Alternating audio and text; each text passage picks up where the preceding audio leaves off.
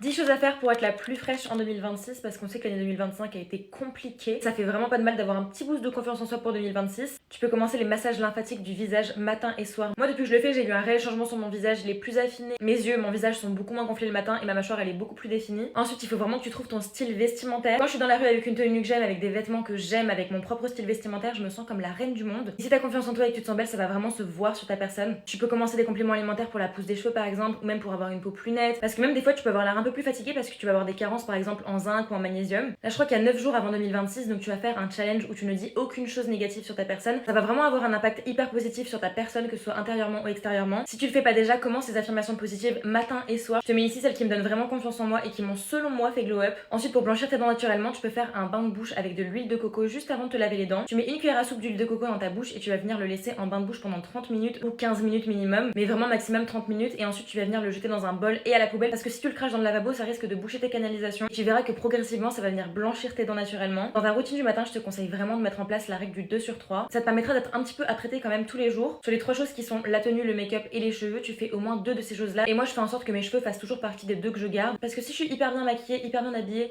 mais que je sors de chez moi comme ça, je ne pense pas que je sois à mon prime quoi. Ensuite, essaye d'avoir toujours les ongles faits. Ça peut être vraiment juste les ongles propres, les ongles bien coupés, les ongles bien limés. Si comme moi tu tronches les ongles et que c'est galère, vraiment tu trouves que c'est pas joli, parce que moi je sais que c'était quelque chose qui me complexait beaucoup, il y a des ongles comme ça. Moi j'ai mis des OPI là qui sont hyper bien, ils coûtent genre 10 balles sur Amazon et ils sont hyper solides. Et vraiment tout le monde m'a fait des compliments sur cette manucure en pensant que c'était mes vrais ongles. Je trouve que c'est trop joli et c'est hyper rentable. Et enfin, pour avoir des beaux et longs cils, tu peux utiliser un sérum pour les cils. Moi ça fait à peu près 3 ans que mon préféré c'est le Grand Lash, mais tu peux vraiment en trouver de partout des sérums qui fonctionnent réellement.